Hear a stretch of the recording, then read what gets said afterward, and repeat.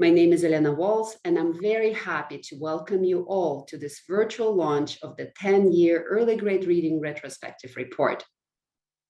We have a full agenda for today. We will start with some remarks by the Acting Director for the Center for Education at USAID, Robert Birch. His remarks will be followed by the presentation of the findings by the main author of the study, Amy Mulcahy-Dunn. We will then invite comments on the study recommendations from USAID staff with deep experience in early grade reading programming, followed by a Q&A session with the audience. My colleague, Rebecca Martinez, will facilitate the panel discussion and the Q&A. During the presentation and panel today, please submit your questions by clicking on the chat button on your Zoom toolbar. There you can submit questions and upvote questions from others as well. With this, I would like to invite the Acting Director for the Center for Education at USAID, Robert Birch, to give his introductory remarks. Robert, over to you. Thank you very much, Elena, and good morning, everyone. I'd like to start by thanking all of you for joining us today for this wonderful presentation that we're all looking forward to. Since 2011, USAID early grade reading programming has benefited millions of students in over 50 countries. USAID programs supported policy reform, revisions in curricula, the printing and distribution of countless books in languages that children read and understand, other teaching and learning materials, and the generation of actionable data to improve system performance, which we're going to talk about later today. We are particularly excited about the amount of progress we've made in teaching foundational skills. As highlighted in the report, over the last 10 years, USAID programs have become much more impactful while reducing per student cost of our interventions. And so with this very brief introduction, let's jump in and get started. I'm going to pass the floor back over to Amy. Thank you and welcome again. Amy? Thank you, Robert, and thank you all for joining us today. It's so nice to see so many familiar names among the participants. In today's presentation, I'll review the purpose and methods applied in carrying out this study. I'll highlight some of the achievements of USAID programming. I'll look at the evolution in program characteristics and outcomes, and I'll explore factors that impact program effectiveness. I'll conclude with some key takeaways. Jumping right in, the purpose of this retrospective was to explore USAID's early grade reading achievements in the past 10 years, describe the evolution of early grade programs over time, and identify contextual and program factors that facilitated or hindered program effectiveness. We applied a mixed method approach, examining program characteristics and analyzing EGRA data sets from 45 USAID early grade reading programs to explore shifts in program characteristics and outcomes. In addition to this analysis, we also interviewed a sample of implementing partners to capture their observations and lessons gleaned over the years of implementing early grade reading programs. Based on our findings from this analysis, we developed a series of recommendations. Some you'll recognize as characteristics of successful education programs. We'll dive into these in more detail later on. As many of you know, many LMIC countries historically focused on increasing primary school access in efforts to address low enrollment rates. These efforts were successful, but quality of education in the early grades didn't keep pace. Students were enrolled, but they often weren't learning. With the release of the 2011 USAID Education Strategy, USAID shifted global attention to the quality of early grade education and the importance of early grade reading in reading instruction. USAID funded early grade reading assessments in countries around the world highlighted the magnitude of the quality issue in early grades. In Malawi, for example, EGRA showed that 95% of second graders were unable to read a single word. In Ghana, depending on the language assessed, between 51 and 91% of second graders were unable to read. Evidence from these assessments and others like them helped to raise awareness among governments and stakeholders around the urgent need to prioritize education quality in the early grades and motivated discussions around the need for reform. Since 2011, USAID early grade reading programming has supported 53 countries and has reached 246 million students, millions of teachers and ministry staff. And USAID-funded programs and its implementers have designed and produced countless teaching and learning materials needed to support quality reading instruction. The map on this slide indicates countries where USAID has supported early grade reading programming. The blue countries represent programs included in this retrospective. USAID's 2011 education strategy put in place ambitious targets for improved reading in USAID-supported countries. In order to achieve this goal, USAID mobilized its country missions and implementing partners to focus new programming and pivot existing programming to early grade reading instruction by fiscal year 2013. In 2018, the USG education strategy and USAID's education policy broadened USAID's focus beyond the early grades and reading and opened the door for USAID support for basic education and subjects such as math, MHPSS, and socio-emotional learning. The new policy also emphasized equity and inclusion and prioritized partner country focus and ownership. Early grade reading programs have evolved over time, reflecting lessons learned as well as these shifts in USAID policy and guidance. In order to track change in this retrospective, we've split programs into Generation 1 and Generation 2, where Generation 1 programs were procured before the 2013 alignment and with the 2011 USAID education strategy, and Generation 2 were procured after this 2013 alignment. I'll begin by comparing some basic characteristics of Generation 1 and 2 programs. The majority of early grade reading programs have a set of common core elements found in most Generation 1 and 2 programs. These are use of learning assessments, phonics-based reading instruction, development and distribution of teaching and learning materials, use of language that students understand, class time for literacy and reading, teacher training, supervision and mentoring, and policy advocacy work. However, the application and design of these elements have changed, reflecting lessons learned in different contexts. In addition to these core elements, some programs incorporated additional elements such as math instruction, distance learning, or socio-emotional learning.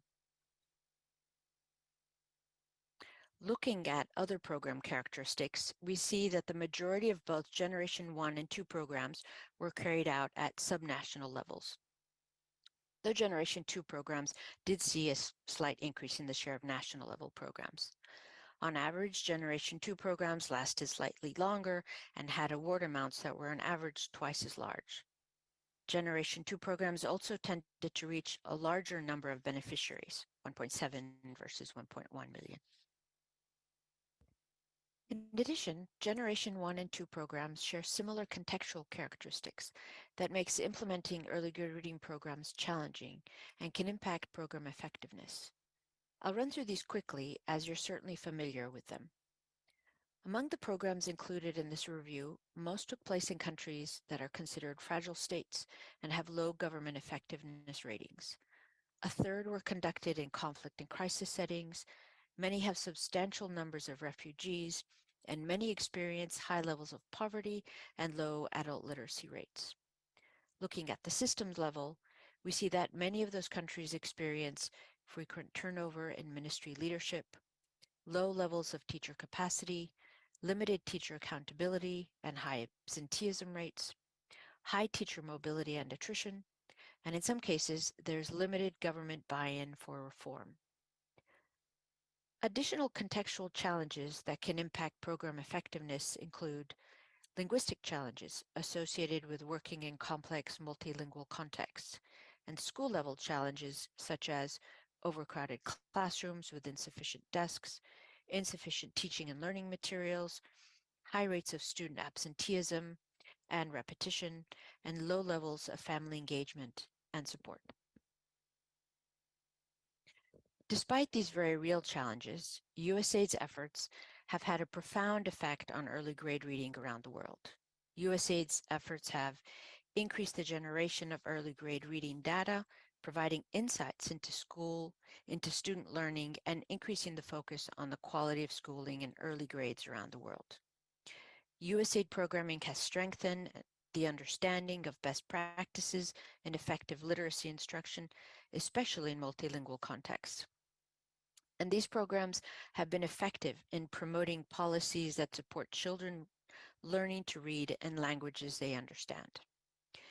USAID's programs have promoted equity in learning, particularly for the most marginalized, and USAID programming has supported increased levels of partnership with partner country governments in the development and adoption of materials, approaches, and systems to enhance student reading performance and increase sustainability. In addition to these substantial impacts, USAID programming has resulted in improvement in student performance in pre-literacy and literacy skills, including reading, which is the outcome we examined in our analysis. Early grade reading programming is becoming more effective, with second-generation programs tending to reach a larger number of beneficiaries, improving reading among a larger percentage of students, and having lower per beneficiary costs. In this graph, you can see that among the activities reviewed, the share of improved readers was 3 times higher for Generation 2 programs than Generation 1. Average cost per beneficiary were 1/3 lower among Generation 2 programs, and cost per improved reader were half the equivalent cost for Generation 1. Countries that had more than one round of USAID reading programs benefited from the opportunity to build on the experience, materials, advocacy work, capacity, systems, and connections forged through Generation 1 programs.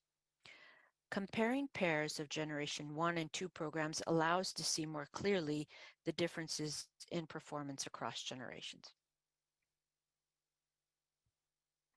Among the 10 countries with follow-up programs that we examined, 7 saw positive and statistically significant reading improvements from Generation 1 to Generation 2 programs. These programs where improvement in reading fluency outcomes were not statistically significant have been indicated in this graph with an NS. I should note, though, that these countries may have seen significant increases in pre-literacy skills, but we were only looking at reading in our analysis. Expanding our analysis to all 45 programs evaluated, we noted that Generation 2 programs were 27 percentage points more likely to show positive and statistically significant improvement in the percentage of improved readers. 77% of Generation 2 programs versus 57% of Generation 1 programs saw statistically significant and positive improvement in this indicator. In order to better understand the evolution that took place over these program generations, we asked implementing partners to share key changes in programming they implemented over time. I'll share some highlights from these discussions in the following slides. With regard to partner country governments, implementers noted that Generation 1 programs focused on obtaining quick improvement in student outcomes, and so tended to develop pilot programs that relied on external, non-government staff and developed teaching and learning materials with limited ministry engagement. In contrast, Generation 2 programs worked more closely with ministry and local stakeholders in the development and implementation of early grade reading programs, and they relied more frequently on existing systems and resources. With regard to reading instruction, implementers noted that Generation 2 benefited from increases in available expertise, and this led to improvements in the quality of phonics-based instruction, teaching and learning materials, and teacher training programs. Generation 2 also moved beyond the dominant focus on decoding and phonics, with more programs applying a whole language approach, which incorporated language, listening, reading comprehension, and writing into their programming. With regard to language, Many of the countries USAID reading program supports are complex sociolinguistic environments with multiple official languages of instruction and complex language dynamics. Implementing partners noted the importance of having a clear understanding of the sociolinguistic landscape in the country school and a full understanding of the characteristics of the languages included in the reading program. Generation 2 programs were more likely to have time to conduct this important language analysis to inform their design. With regard to teaching and learning materials, implementing partners have continued to use similar types of teaching and learning materials across the generations of programs, but implementers noted that Generation 2 materials were more closely aligned with research-based approaches to reading instruction. In addition, structured teacher guides, which are part of most early grade reading programs, were streamlined under Generation 2, making it easier for teachers to apply the guides, permitting greater flexibility in teaching and ease of differentiated instruction. These simplified guides also reduce production costs, making them more sustainable. Implementers indicated that teacher training has evolved substantially over the years, with recent programs applying more adult learning-based approaches. Initial Generation 1 programs tended to use 5 to 10-day content-focused residential trainings, whereas Generation 2 trainings were shorter and more frequent, limited the content to a small number of key instructional practices, were more focused on modeling and facilitating the application of new practices rather than content delivery. And these new trainings were more likely to incorporate experiential learning with real-time peer-to-peer feedback. Most early grade reading programming incorporates ongoing one-on-one coaching and mentoring in addition to formal teacher training sessions. Under both coaching and teacher training, Generation 2 programs saw increased localization and staffing. Trainers were more likely to be ministry or school staff.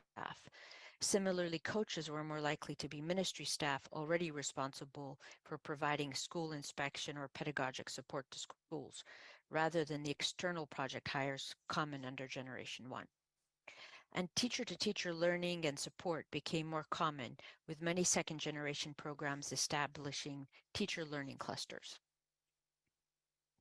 Lastly, when asked about the use of data in programming, implementers noted that Generation 2 increased development and use of robust data collection and monitoring systems, greater reliance on ICT and data collection. Coaches, for example, were more likely to use tablets or smartphones and have GIS-enabled devices. Generation 2 programs were more likely to use interactive dashboards to display monitoring results to inform discussions with government counterparts. Dashboards also help track coaching activity. Now, moving beyond the evolution from Generation 1 to 2, we asked implementers to reflect on factors that impacted program effectiveness and sustainability. In addition to some of the contextual challenges I noted earlier on, implementing partners reflected on program design elements. A recurring theme of these discussions relates to the inherent tension between the desire to see quick improvement in learning outcomes and the desire to see lasting and institutionalized reform. Simply put, meaningful reform takes time. Implementers noted that programs have the greatest chance for lasting success when the country context is well understood, when relationships and trust have been established with partner country governments and champions for reform have been identified, when program design aligns with government priorities and its elements are designed to be sustainable and integrated within existing systems. Similarly, implementers reflected that teaching materials and approaches are more effective when they reflect local languages, local systems, and teacher capacity, and crucially, are developed in close collaboration with partner country counterparts. They also noted that having the flexibility and the time to rigorously evaluate and iteratively adapt programs was essential to maximizing program effectiveness. All these things take time. Our review of the data, as well as the observations gleaned from implementers, have allowed us to formulate some top-level recommendations. Some of these, as I noted before, are things that some programs have already implemented and so will seem familiar to you. I'd like to share some of these key takeaways with you now, and more details are available in our report. Number one, as I just noted, lasting and meaningful reform takes time, so it's important to build in time and resources needed to design and develop programs based on country context. Incorporate an inception phase or extend the period of performance in early grade reading programming to allow time for new programs to thoroughly research the country context, country language, and understand the education system's strengths and areas for improvement. Build relationships and work closely with partner country governments and stakeholders on program design and implementation. Number two, build flexibility into program design to maximize effectiveness. Set program goals and targets that accommodate changes in approach so that program teams can adapt, introduce innovation, and maximize effectiveness from the inception phase through the life of the program. Number three, utilize research-based approaches. Evaluate the quality of the teaching and learning materials to ensure they reflect best research-based approaches prior to going to scale. Assume and plan for the likelihood that materials and teaching approaches will continue to need revisions and refinement throughout the program. Number four, strengthen sustainability and use of data systems. Promote ongoing and sustained monitoring of progress through cost-effective sustainable data systems that can be integrated into existing government monitoring systems. Make better use of monitoring data to help identify needed changes in program design. Number five, make programming more equitable. Design programming in ways that engage and benefit the most marginalized. Monitor equity in program impacts and make adjustments in design or implementation as needed. Number six, integrate resilience into program design by developing effective and equitable distance and other alternate learning approaches to mitigate learning loss in times of crisis. Number seven, develop system indicators. Measure system strengthening to both encourage and capture intermediate early grade reading system level program impacts that can frequently be detected before significant student learning gains become discernible. In conclusion, USAID early grade reading programming has had a profound effect on teaching and learning worldwide. Efforts have increased awareness and focus on the need to improve the quality of schooling. USAID programming has reached millions of learners and supported research that improved understanding of effective literacy instruction. However, much remains to be done, as far too many children are still unable to read, and the impact of COVID-19 undermined much of the progress made in the last decade. As we hope this retrospective has highlighted, substantial progress is possible when programs include time to research the context and reflect local needs, are flexible and prepared to adapt, utilize existing systems, and partner closely with governments to build capacity and ensure scalability and sustainability. Thank you all. I am now going to pass the mic to Rebecca Martinez, who is the Senior Education Advisor in the Center for Education. She'll be moderating our panel as well as our Q&A. Thank you. Rebecca? Thank you, Amy, for that helpful overview of the report and its key recommendations. And it's now my pleasure to introduce our three distinguished panelists who will be sharing their reflections on the recommendations through the lens of their own experiences working on various early grade reading programs. So today we are lucky to have joining us Luann Grunhold, who is the Education Office Director for USAID Uzbekistan. Luann has worked with the USAID since 2008, and during that time has led USAID education offices in Liberia, Senegal, and Rwanda. DNS Niyonzima is joining us from USAID Rwanda, where he is a basic education specialist. DNS has served in various capacities in the education sector, but most recently, prior to his role at USAID, was an ECD specialist for Save the Children Rwanda. And Dr. Marcia Davidson is currently a senior advisor in education for the USAID Africa Bureau. She has extensive experience in designing and implementing foundational skills programs in Sub-Saharan Africa, Southeast Asia, and the South Pacific. So before we begin our discussion, let me just kindly remind all of you to please submit any questions you have in the chat.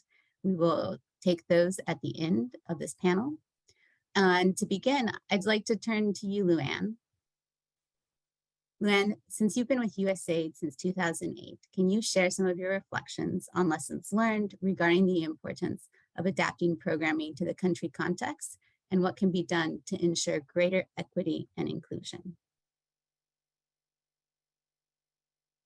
Good morning, good afternoon, everyone. Thank you, Rebecca. Thanks for the introduction and for the question. So I would just say, first of all, I think we all recognize without question and understand the importance of adapting programming to the country context. I think it's the application of that understanding or that principle, of course, that can be complicated, and in practice, it can really take a long time. And probably adapting early grade reading programming over the last decade is a great example of this. We all know and we understand that USAID's shift from more dispersed education programming to that concentration on early grade reading and for the foundational skills over the last decade was very powerful, and it was really empowering. It offered a pathway for many of us in the field to look for more transformational change. However, the learning curve has been really tremendous for all of us, I think. It took time for that paradigm shift to happen. And in many cases, it took time to successfully bring together sort of what we understood as USAID about early grade reading, together with the country context, and then most importantly with local stakeholders who would ultimately be responsible for implementing and supporting our programs in those local contexts. And that's sort of where everything gets complicated. Also to start, I think it's important to remember that very few of us in USAID, including myself, among many implementing partners, and maybe especially among partner country actors, had really any early grade literacy experience in the beginning, especially expertise relevant to the local context in which we work. So again, the learning curve has just been massive, and it's certainly still ongoing. And I mention this because that kind of makes this recommendation to allow time for country context, for me, one of the biggest takeaways, not only from my own experiences over the last decade, but also from this report. I think it links and supports every other recommendation that we see in the retrospective. So allowing time for country context, what does that mean? So it obviously means a lot of things. For one, it's taking the time to really dialogue, to get to know, and to really create trusting relationships and understanding with decision makers and stakeholders sort of up and down the chain of the education sector. It's about cooperatively building the local evidence base, understanding the gaps and laying out, where possible, a joint learning agenda. It's about identifying and cultivating champions in the sector to really lead our programming, to integrate our programming into a Ministry of Education's vision or their education sector plan where possible, and to really see ourselves as supporting their mandates to get kids reading or to get kids learning. And then it's building that mapping and the piloting and the testing and the adapting of implementation approaches into our designs so that we can really be agile and flexible and create the best opportunities for success. So I think all of those things also work best, of course, when we are really in sync and in pace. And I think that's the sort of key point of this allowing time, is to really allowing ourselves, despite lots of constraints around that, to be as in pace with our local partners as possible. So traveling that learning curve together does a lot of things, including creating those shifts in perspective and creating that ownership that we're always looking for, and also making systemic and sustainable changes more possible. So maybe briefly, just to relate it to my current context, where I am in Uzbekistan, where USAID has just in the last couple of years established its first independent bilateral mission in a country that has been independent from the former Soviet Union for 30 years now, but has really only been open to reform for a few years. We here are delivering essentially our first generation of early grade reading programming. And so we can really benefit from the recommendations of this retrospective. And we've placed this recommendation of allowing time for country context at the heart of our work. I don't think it can work any other way. So for us, just to say that that really means focusing on building the local evidence and learning base with our partners in the education sector to create a common understanding of the situation and where we see opportunities and why those opportunities are important. There's kind of a dizzying state of policy reform and institutional restructuring going on in the country. So it's really, really critical that our new programs are built on these principles of flexibility, time for deliberation and learning and dialogue and adaptation. And maybe in more concrete terms, I would say that we're building multi-phased approaches both into our procurement and to our implementation to allow for these conversations and these conversations to happen and for this learning to just be part and parcel of how we operate with our local partners. Then before I finish, let me just say something, Rebecca, to your second point about equity and inclusion.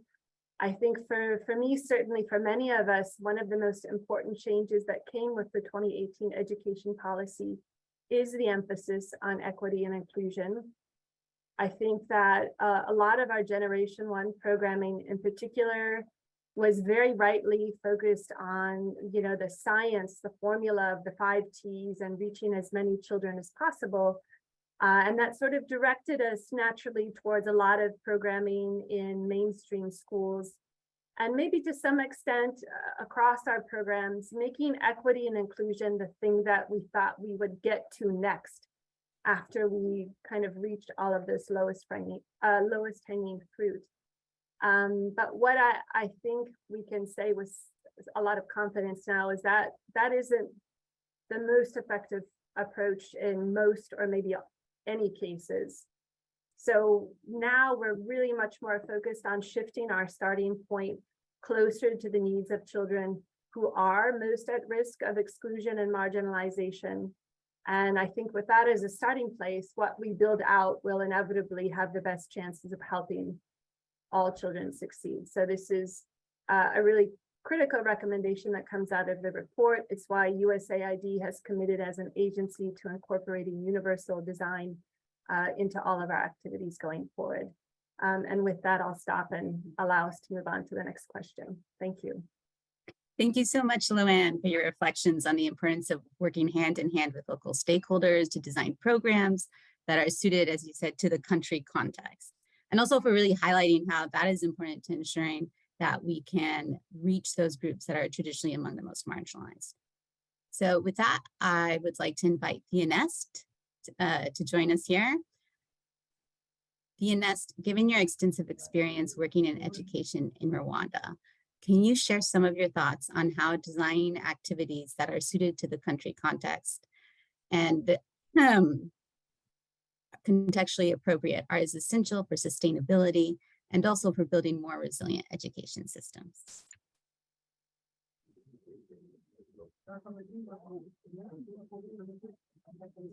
Thank you, Rebecca. Thank you, everyone. Good morning, good afternoon, good evening, wherever you are joining from. I will share my reflection on sustainability and resilience quickly. I would start saying that a good practice is always to begin with the end in mind. Right at the beginning of the activity design, the planner should bear in mind what the success will look like, what the end result will be, and especially what will happen when the USA's investments are no longer there. The program should aim at building the ability of the host government to effectively deliver reading instruction, be able to monitor and evaluate, and especially be able to fund it, the government itself. I support the idea mentioned under this recommendation of developing cost-effective and sustainable data collection systems that can be integrated into existing government systems. Sometimes development partners come with their predetermined data system and run them in a parallel with those of the host government, hoping they will hand them over to the government at the end of the program. However, what was noticed is that in the end, the government are not able to take over and sustain them simply because they were not involved neither in the design nor in the implementation, or simply they have not enough funds to fund them. Over the last 10 years, it was observed that USAID's program built within existing government initiative and the policy shifts resulted in more sustainable changes. With regard to the data system, I would say that the cost of running them matters too. Expensive and costly data systems are unlikely to be funded by the domestic government finances. It is sustainable if the existing systems are assessed before and the windows of integration of the new suggested system are identified, and in particular during the landscape analysis, inception or co-creation phases.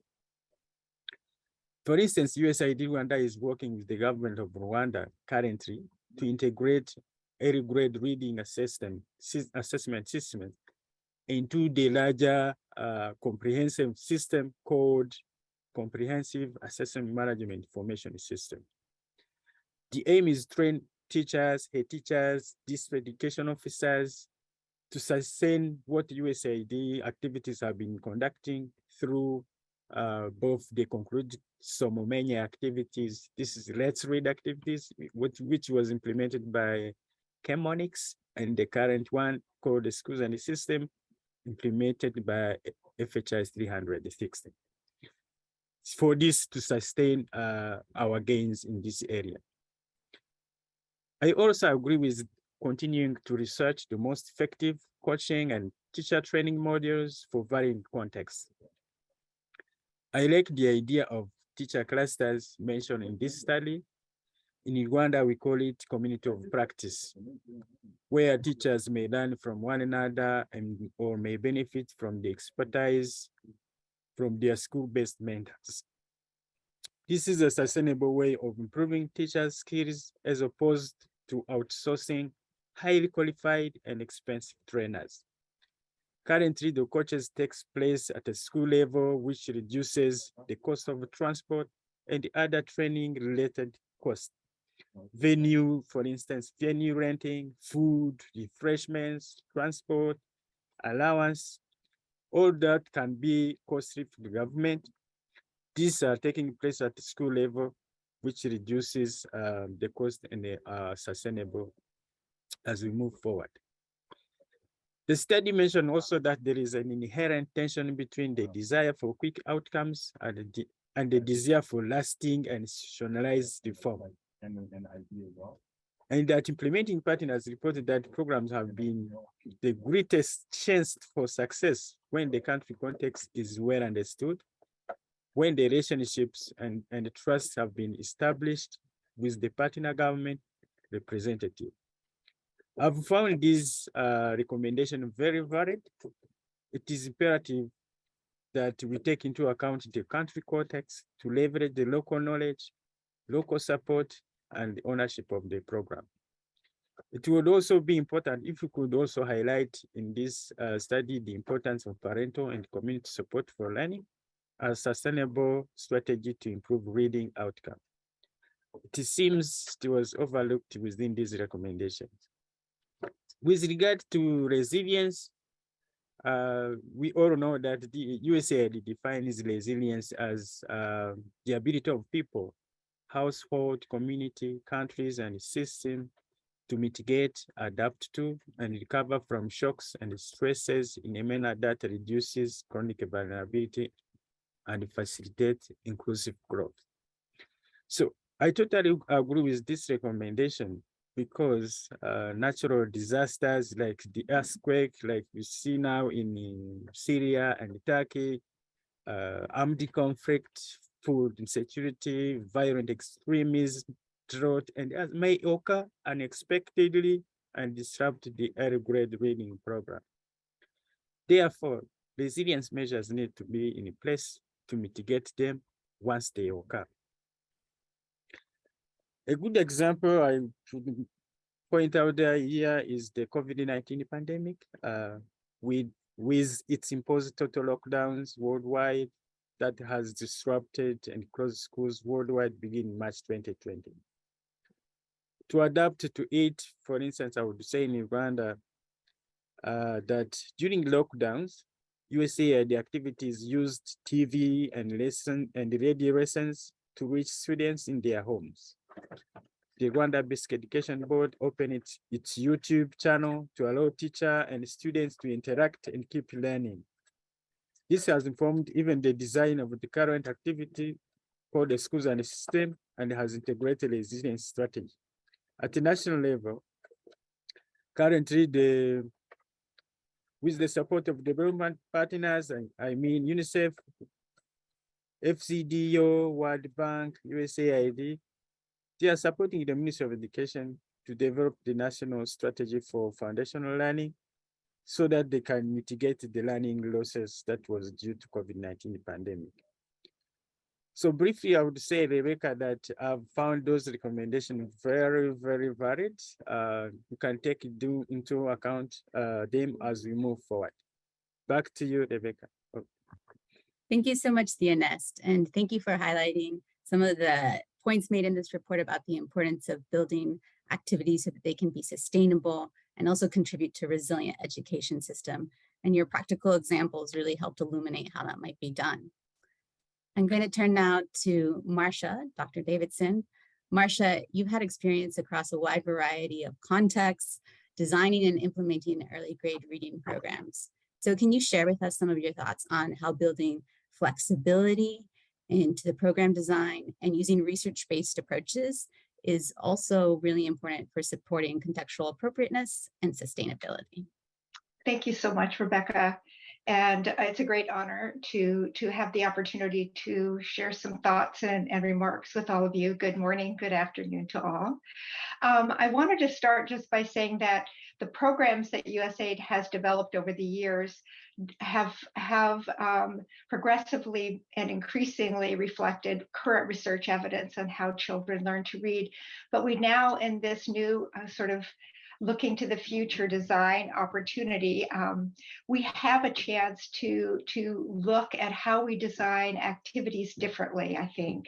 And this has been mentioned by both Luann and Theonest, but we're focusing more on not just partnering in the implementation with local partners and governments, but also partnering in the design process so that our local experts are fully engaged in the design of new activities. And supporting governments in designs that can be sustained over time, that will lead to strong student learning outcomes, and will ensure that costs associated with this long-term implementation can be sustained by a government system. I think that when we look at the experience across countries, and the countries certainly in which I've worked, reminds me of how unique the contexts are. While we know there are universal components, and I think that Amy walked us through, sort of reminded us of those fundamental components of early grade reading programs that we know work. I think because we know those work, we can ask questions that vary from, does this program work, to, in this particular context, what are the features we need to pay attention to, adjust, and modify during the implementation. So we're building flexibility by designing models that can really robustly incorporate iterative processes in those activities. So for example, one might use collaborating learning adapting approaches or problem-driven iterative adaptation, which is a model that systematically includes a flexible approach that encourages both experiential and experimental learning with evidence-driven feedback. So these are like small research studies that are part of the design to ask the questions that reflect the local context and allow for quick and rapid adjustment and improvements to the design as it's being implemented. One example might be if we're looking at designs that incorporate community support for accountability in the schools, it will be important to understand what the role of communities are in certain contexts around their support for schools. In some communities, they may not feel that they have the authority to insist on accountability for learning at their schools. It might be a risk for them. Another example might be looking at learning trajectories. What do we know about, in these contexts, what are the learning trajectories of children? How long should an activity or a reading program be implemented to ensure that there are adequate thresholds or benchmarks for learning that will allow children to continue to improve in building literacy across the years. Flexible program designs may need, and I think this has been mentioned, to proceed over longer periods of time. These iterative approaches examine key program features and ensure that program elements are going to work in the context in which they're implemented. They may not be able to go to scale as soon as many of our programs have been designed to go to scale. But if in the end, what we get are results that are sustainable and more children, all children are learning to read so that global learning poverty is being reduced, then I think that added time is well worth it. I think that it's important to consider, again, all of the successful programs that represent our history with early grade reading programs. And I think that one of the questions that I think it's time for us to ask 2 or 3 years after the project closes, what will we see? Are the materials, teaching and learning materials, still available? Are teachers still receiving effective research-based professional development? Is there a robust pre-service teacher training program? Is professional development integrated into the pre-service? If we do not see evidence that a program is continuing to be implemented, why not? And I think that should motivate our future look at research, flexible program design. And I want to end with sort of a tale of caution, but also optimism. It's a quote that's attributed to Albert Einstein, and it reminds us of how important it is to get that balance of research and practice, or theory and practice, right. Theory is when you know everything, but nothing works. And practice is when everything seems to work, but you have no idea why. Sometimes we can put theory and practice together and end up with nothing working, and we don't know why. In the case of our USAID history of successful early grade reading programs, I think we have this enormous and wonderful opportunity in future design development to end up with everything working, and we know exactly why. Thank you very much. Over to you, Rebecca. Thank you so much, Marcia. And thank you to all our panelists for taking the time to be with us today. A reminder again, we have been gathering questions, but if you have another question, please put it into the chat and we'll do our best to answer it during this Q&A session. So at this time, I'm going to invite all our panelists to come on camera. And our first question is going to be about balancing the need for scale with contextualization and localization. So Luann, I'd like to start with you. Can you speak a little to this question around how do we balance those two really important and sometimes intention factors? Thank you, Rebecca. That is an excellent question. I think whereas we all have our responsibilities to report back to our organizations, all of our partner governments do as well, and they're often asked to achieve education transformation overnight. So how do we balance the recommendation I was talking about in terms of taking time to really understand context as we build out and implement our programs with the urgency that many of us feel to respond to results, and how does that fit with scale? So, you know, there's probably, there's almost 200 people on this call. There's probably 200 stories about scale and what it means and how it's worked or hasn't worked in different places. I would say that, you know, the way I look at it now is, first of all, starting with the question of what scale looks like for the country context that you're talking about, and their policy framework, their mandate, and what they see as success. And then how does USAID's investment fit into that? And what are sort of the complementing or maybe competing timelines for that? Sometimes there are other development partners working in this space who are also investing in ways that can help the country or the system achieve scale.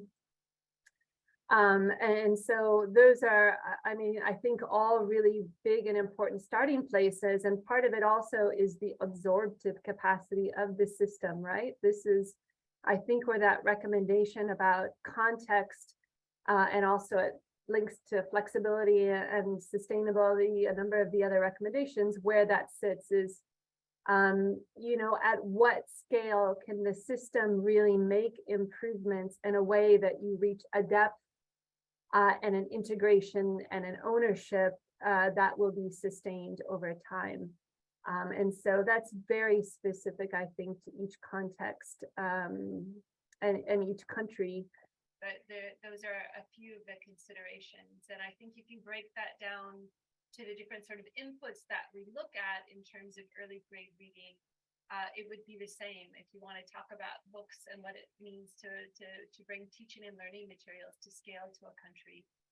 Then ultimately, you're probably looking at not just the Ministry of Education, their budget cycles, but also the local book development industry, the local printers, and many other factors that will impact your decisions.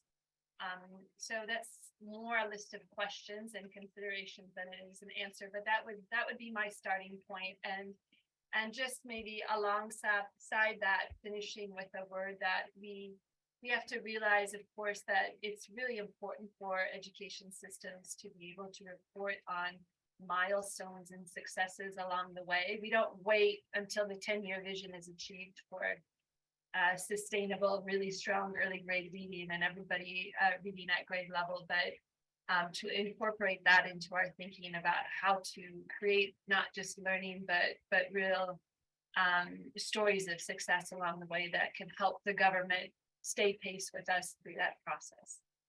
Thanks. Thanks, Luann. And I think your answer really highlighted one of the things that's come out of this report is that there's no one answer. It's all very context dependent.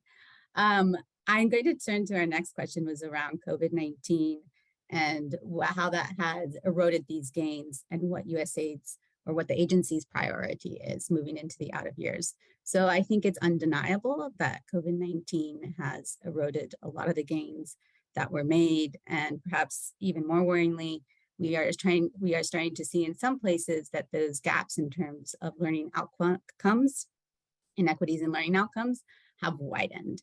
So while our 2018 policy remains our guiding light and document, I will also say that USAID signed the commitment to action at the Transforming Education Summit, which highlighted the importance of keeping our focus on those foundational literacy, numeracy, and SEL skills. And also, and this is clear in the report as well, making sure that we're addressing issues of equity and inclusion, because I think those are becoming, they were already important and already very evident that this was an issue we needed to address, and even more so now post-COVID. Would any of the other panelists like to address this issue around COVID net learning loss and what that means for the agency's commitment?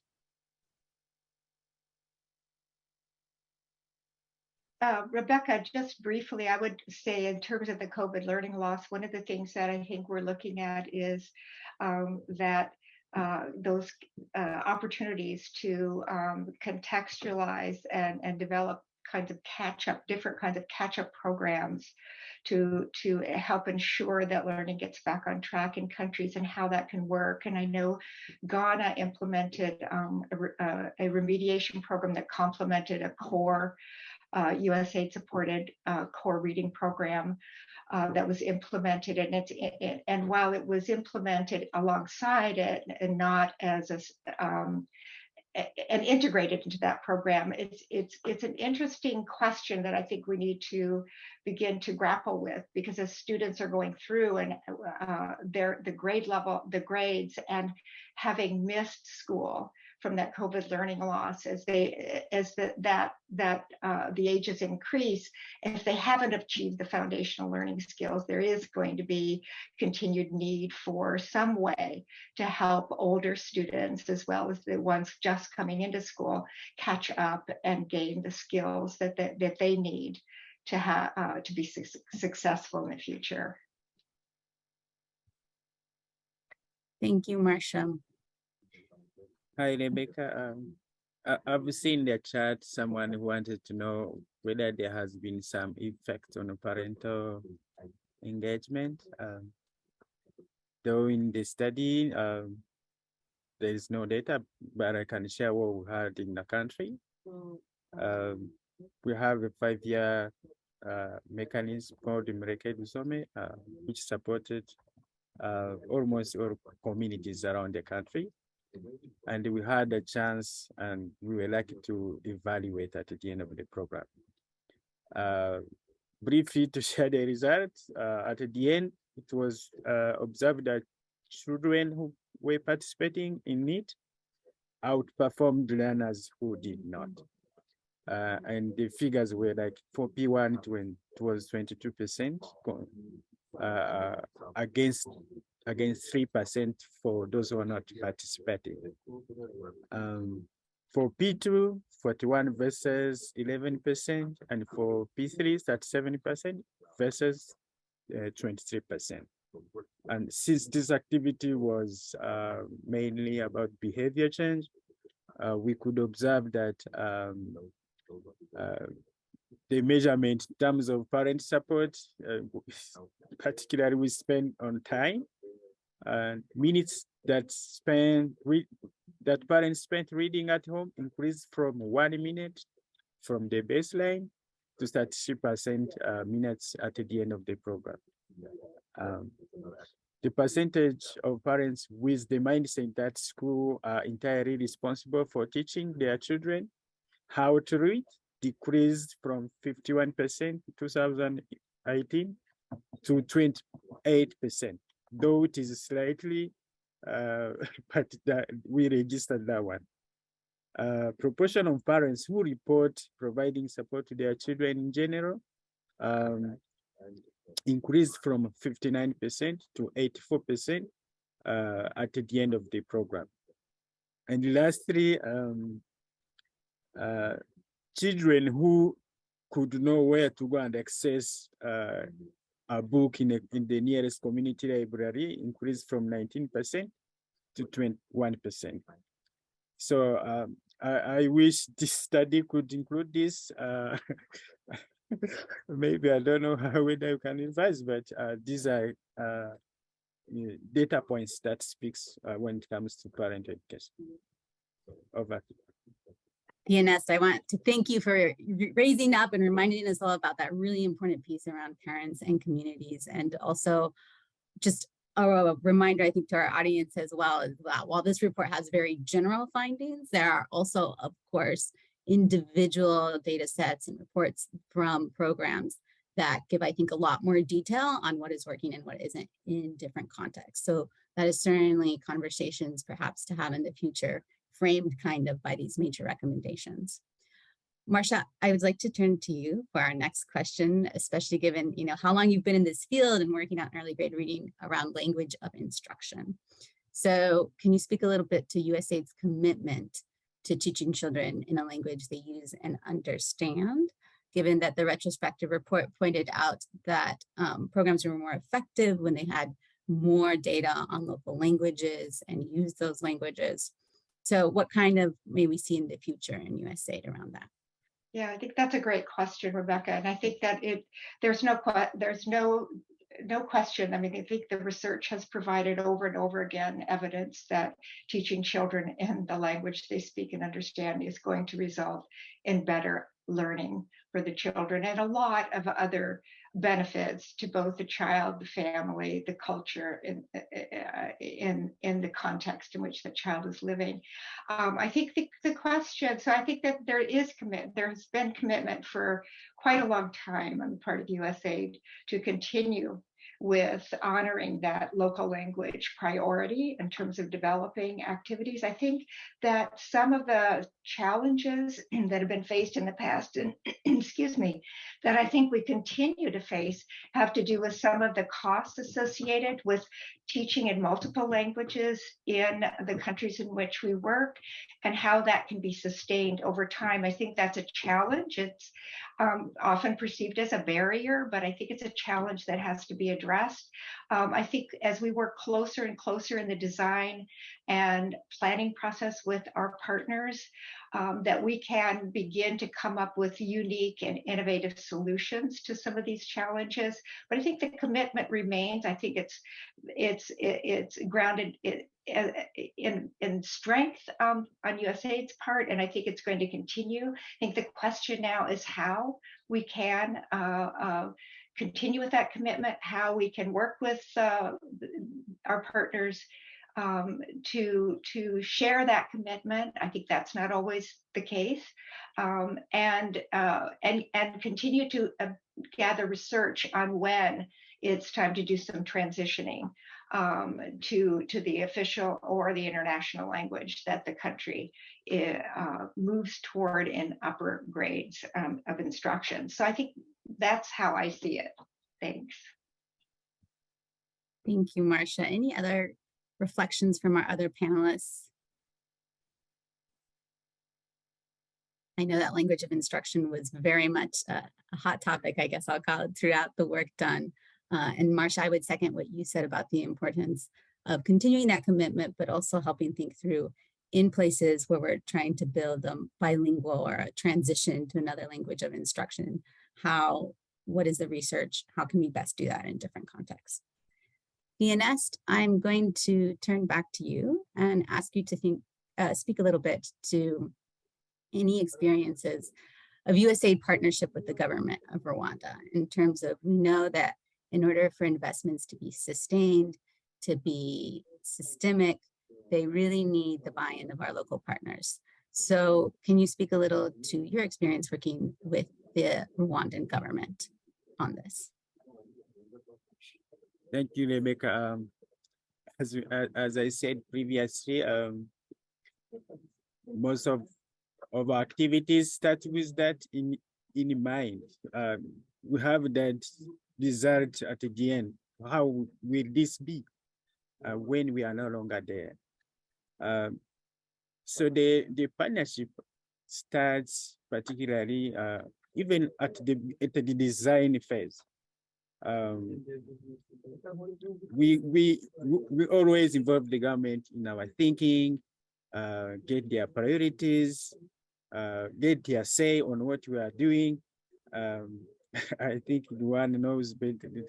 She's been in the country also in Rwanda. I remember the meetings we could have with the minister himself, the minister of state, the director generals, just to let them know where we are going, what we are thinking, and get their involvement, their say, their advice, so that they are not surprised when their word is on the street. They know what's going on, what has been there, they are supporting. Even the launching of the activity, they are the ones just inviting other partners and the local government to be part of the launch time. And as we are saying, particularly on assessment, as you say, to measure learning outcomes, we need to have assessment systems that are in place and that allow us to measure the progress we are making. So we've been partnering with the government to develop 8th grade reading assessment benchmarks, targets. They were approved by the Rwanda Basic Education Board. They were trained on how to use it. And when we rolled them out countrywide, teachers, the other, in the country, we call sector education officers and district education officers. They were all trained on how they can use them, and they were using them when they are monitor the learners' performance inside the classroom. Currently, teachers are now providing and delivering adapted EGRA, which is called local 8th grade reading assessment, that they can use on a regular basis in their classroom to measure how the children are learning. We know that EGRA may be costly, like it is carried out every 2 years, but we make sure what we do, the government is aware of it, and particularly can be able to fund it when we are no longer there. So as I said, we are working towards integrating all those systems within the existing government system, be it a grade reading assessment system, be it the local 8th grade reading assessment system, be it even the design, the universal design for learning. We are adapting EGRA system to children with disabilities.